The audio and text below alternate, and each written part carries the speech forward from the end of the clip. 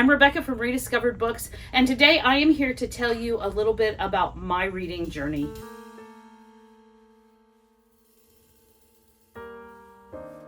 And as with all good reading journeys, we start at the beginning. As a kid, I had one book that I loved and my parents hated, and it is The Case of the Cat's Meow by Crosby Bonsall. This book forever changed my desire for a good plot twist as well as great characters. Now, to continue along that vein, another series of books that I really loved, when I was growing up, there was not the wonderful array of books that we have for kids now. And so my mystery loves were Nancy Drew, the Bobbsey Twins, and Trixie Belden. But my all-time favorite mystery series is one called Meg. And there wasn't many books in this series, maybe 8. But Meg lived in Williamsburg, Virginia, which is steeped in history. So her mysteries were mysterious, but they were also a lesson in history that I really enjoyed. And take note, because this matters later on. And I will never feel the same about a Duesenberg when I see one. Now also, when I was growing up, there was not a lot of sci-fi fantasy available. So it was super important when I found A Wrinkle in Time by Madeleine L'Engle to really understand what world building looks like. This was one of the books that has always stayed with me. And in fact, I actually have my original copy with my name written in the front that I've held on to since I was in 4th grade.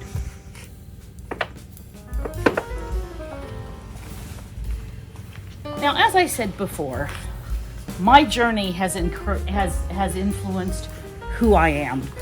And I'm actually a college history professor, and one of the most influential books for me in my evolution of my teaching and my thought of teaching was Parker Palmer's The Courage to Teach. The Courage to Teach really, for the first time, made me think about not just living intentionally, but teaching intentionally and teaching with purpose. And being able to put things in people's hands and in people's minds and in people's worlds with an idea of how I wanted them to process them. Now, as a history professor, I always appreciate a really, really juicy piece of history. And one of the books that stuck with me was King Leopold's Ghost. I read King Leopold's Ghost in graduate school. It is about the Belgian colonization of the Congo.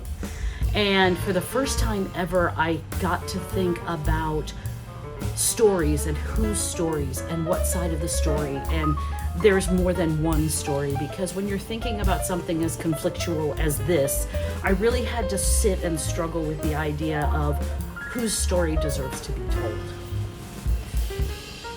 And as I struggled with that and as I worked my way through that, one of the really valuable books that helped me was The 6 Questions of Socrates. The Six Questions of Socrates is one of the most fun philosophy books, but is also a way of thinking about things.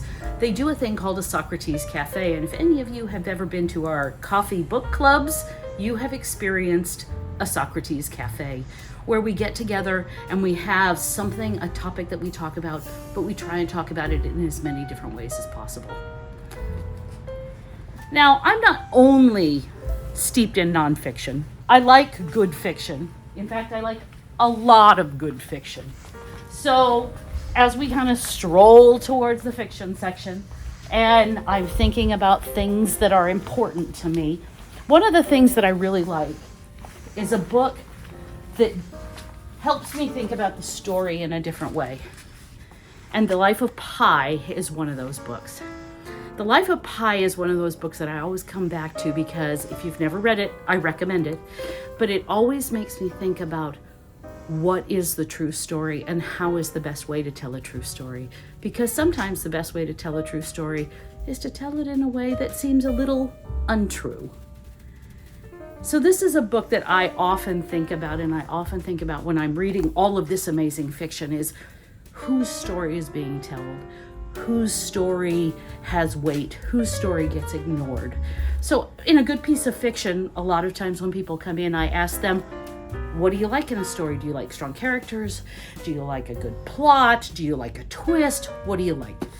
So that helps me find books for people.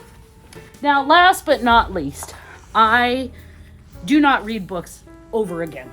I just can't do it. There are so many amazing books here, but every year there is one book that I read over and over again, and it is Stephen King's The Stand, the unabridged version, the big one, because I love the characters. They are a part of my heart. I love the story, the plot, and do I know what's going to happen? Absolutely. Do I sit with it and relish it and wallow in it? Absolutely. Because I think, again, all of the people in here all have a different story, and everybody's story is valued and has weight, and everybody does the thing that I love most is they come together at the end to really make something happen.